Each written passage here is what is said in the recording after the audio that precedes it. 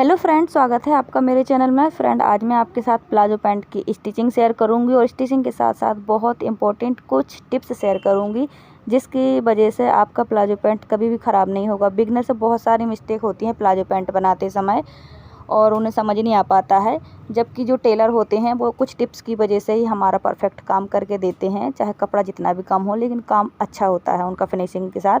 तो आज मैं आपको कुछ टिप्स बताऊँगी। तो जो क्रॉच एरिया होता है आसन का, वहाँ पर सिलाई के बाद 3-4 कट्स ज़रूर लगाएं। इससे क्या होता है कि प्लाजो पैंट का जो आसन होता है उसमें खिंचाव नहीं आता है। और उल्टे तरफ की सिलाई के बाद फ्रंट तरफ से एक प्रेस स्टिच लगाएं। सीधे तरफ से जो सिलाई लगाते हैं उसको प्रेस स्टिच बोलते हैं, वो भी बहुत इंपॉर्टेंट होती है। उससे कपड़े में मजबूती बनी रहती है और प्लस फिनिशिंग बहुत अच्छी रहती है प्लाजो पैंट में। और एक और टिप्स है कि अगर आपको पता नहीं है कि पॉकेट हमें कितने इंच पे लगानी चाहिए, तो आपकी पॉकेट का लुक कभी भी अच्छा नहीं लगेगा, पॉकेट कभी भी परफेक्ट नहीं बनेगी। तो इसका भी एक मेज़र होता है कि कहाँ से कहाँ तक पॉकेट लगनी चाहिए। तो अगर आपने इलास्टिक लगा ली है तो उसके आधा इंच नीचे पॉकेट लगाएं। अगर नहीं लगाई है तो 3 इंच छोड़कर पॉकेट लगाएं, यानी 3 इंच पहले जगह छोड़ दें अपनी इलास्टिक के लिए और फिर पॉकेट लगाएं। अगर आपने पॉकेट लगा ली है तो आधा इंच छोड़ के लगाएं। ये मैं आपको एक तरीका बता रही हूँ, आप मेज़र करके लगाएं।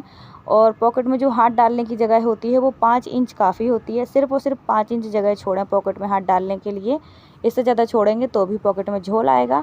और एक और इम्पॉर्टेंट टिप्स है कि अगर आपने पॉकेट की लंबाई 11 इंच से ज़्यादा रख दी है तो आपकी पॉकेट में 100% झोल आएगा, वो थाइड में फंसेगी। बहुत सारे लोगों को पता नहीं होता है कि कितनी लंबी रखनी चाहिए, कितनी चौड़ी रखनी चाहिए।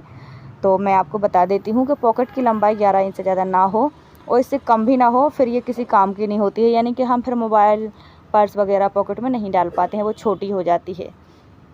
और जब भी आप जहाँ पर आपकी कॉर्नर हो वहाँ पे कट ज़रूर लगाएं स्टिचिंग के बाद, तब फिनिशिंग के साथ कपड़ा बहुत आसानी से मुड़ जाता है, यानी फोल्ड हो जाता है।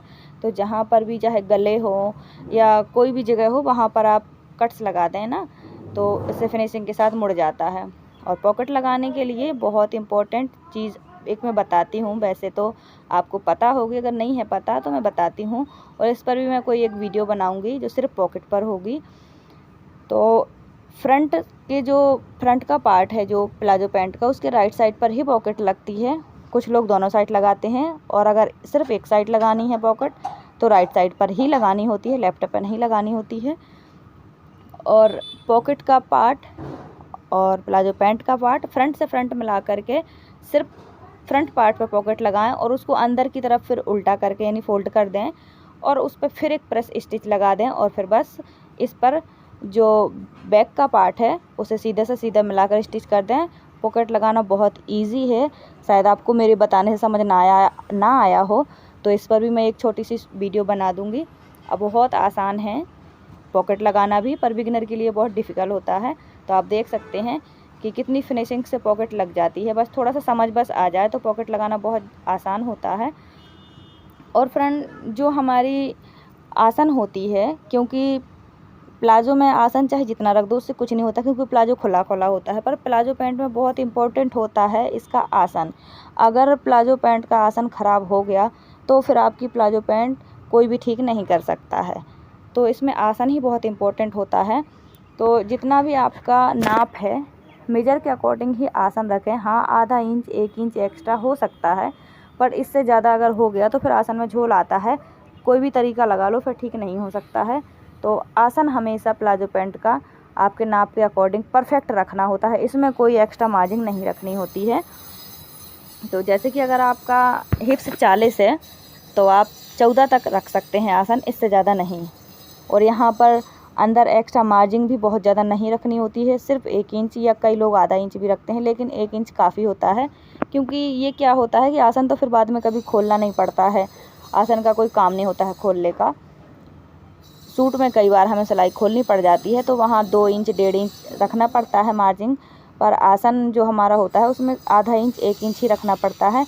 कई बार ज़्यादा मार्जिन की वजह से भी झोल आने लगता है, वो फंसने लगता है जांघों में, और लंबा आसन होने की वजह से भी जांघों में फंसने लगता है। तो ये छोटी छोटी चीज़ें होती हैं जो काफ़ी सारे लोगों को पता नहीं होती हैं। वो कटिंग भी कर लेते हैं, स्टिचिंग भी कर लेते हैं, पर ये छोटी छोटी गलतियाँ हो जाती हैं। तो इसी वजह से ड्रेस ख़राब हो जाती है, ख़ास करके प्लाजो पैंट। एक और बहुत इम्पोर्टेंट टिप्स आपको बताना चाहती हूँ कि जो प्लाजो पैंट की मोहरी की गोलाई है, इसको 7 इंच से ज़्यादा नहीं रखना होता है। चाहे आपकी हिप्स 50 हो, 55 हो या 60 हो, लेकिन मोहरी की गोलाई सिर्फ 7 इंच ही रहेगी। अगर आप इससे कम हैं, यानी कि 30 हैं, 35 हैं या 40 हैं, तो आप 6.5 भी रख सकती हैं। लेकिन हेल्दी आप चाहे जितना हो, लेकिन इसकी गोलाई सिर्फ 7 इंच तक ही सीमित रहती है। और एक और टिप्स आपको बताना चाहती हूँ कि अगर आपकी कमर 40 से 45 तक है, तो 14 इंच इलास्टिक काफ़ी होती है, यानी कि 28 इंच मैंने 14 बताया है डबल में। अगर आप इसे सिंगल करके लेंगे तो 28 इंच परफेक्ट रहेगी, आपको ना टाइट होगी ना लूज़ होगी। ये मेरा अपना एक्सपीरियंस है, ये मेरा रोज़ का काम है, इसीलिए मैं परफेक्टली आपको बता पा रही हूँ। काफ़ी सारे लोगों को ये प्रॉब्लम होती है कि कई बार या तो बहुत इलास्टिक टाइट हो जाती है या लूज़ हो जाती है, परफेक्ट नहीं हो पाती है। तो इसके लिए इसके अकॉर्डिंग आप काम करें। अगर 40 से 45 तक है तो आप 14 इंच ले लें, और चाहे तो आधा इंच और एक्स्ट्रा ले सकते हैं, लेकिन 14 इंच काफ़ी होती है। और अगर आपकी हिप्स इससे ज़्यादा बढ़ती है तो एक इंच ऐड करते जाएं तो आपका परफेक्ट रहेगा। तो मैंने एक डायग्राम भी बना के दिखाया है। अगर आप बिगनर हैं तो परफेक्ट शेप के लिए और फिटिंग के लिए मैंने एक प्लाजो पैंट का डायग्राम बना के दिखाया है इसी में। ये सिर्फ मैंने आपको दिखाने के लिए किया है, क्योंकि मैं रोज़ करती हूँ तो मुझे आता है, लेकिन बिगनर को समझ में नहीं आ पाता है, तो उसी के लिए मैंने एक डायग्राम इसमें शेयर किया है। आप चाहें तो उसे फॉलो कर सकते हैं। और प्लाजो पैंट की कटिंग की वीडियो भी है, बाजू की कटिंग की भी है, सूट की कटिंग की भी है। चैनल पर काफ़ी सारी वीडियो हैं, आप चाहें तो उन्हें वॉच कर सकते हैं। और फ्रेंड, आपको मेरा वीडियो कैसा लगा या लगता है कमेंट करके ज़रूर से बताएं। अगर आप मेरे चैनल पर नए हैं तो चैनल को सब्सक्राइब कर लें, बेल आइकन को ऑल पे सेट कर लें, ताकि मेरी वीडियो की नोटिफिकेशन आपको मिलें।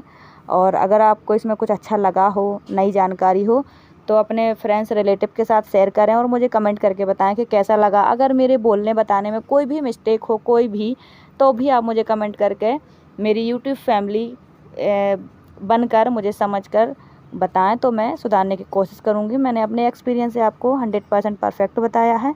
आपको वीडियो कैसा लगा कमेंट करके ज़रूर बताएं। Thanks for watching, bye bye, take care.